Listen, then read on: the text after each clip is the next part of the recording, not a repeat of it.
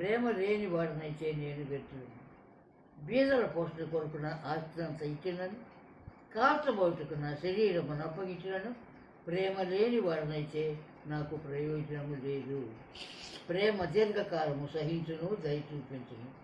ప్రేమ మస్తరపడదు, అది డంబముగా ప్రవర్తించదు. దుర్నీతి విషయమై సంతోషపడక సత్యమునందు సంతోషించును. అన్నిటినీ తాడుకును, అన్నిటినీ నమ్మును, అన్నిటినీ నిరీక్షించును. ప్రేమ శాశ్వత కాలమును. ప్రవచనములైనను నిరర్థకములగును, భాషలైనను నిలిచిపోవు. నేను పిల్లవాడినై ఉన్నప్పుడు పిల్లవాని వలె తలంచితిని, పిల్లవాని వలె మాట్లాడితిని. ఇప్పుడు పెద్దవాడినై పిల్లవాని చేష్టలు మానివేస్తుంది. ఇప్పుడు అద్దములో చూసినట్లు ముఖాముఖిగా చూపు. అప్పుడు నేను చూడబడిన ప్రకారముగా యథార్థముగా అన్నీ చూస్తును కాగా విశ్వాసము, నిరీక్షణ, ప్రేమ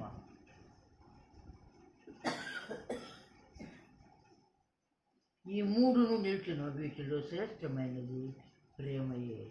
ఆమేన్. స్తుతులకు పాత్రులు, స్తోత్రాలు. ప్రాతకాలం నుంచి కాపాడినారు, సందర్శించింది, అన్ని విషయాలలో మమ్మల్ని ముందుకు నడిపించినారు. ఈ క్షణము పడకలకు వెళ్ళక ముందు కూడా మిమ్మల్ని ప్రార్థించడానికి మాకు సమయాన్ని ఇచ్చినారు. పగలు గతించినది, రాత్రి సమీపించినది.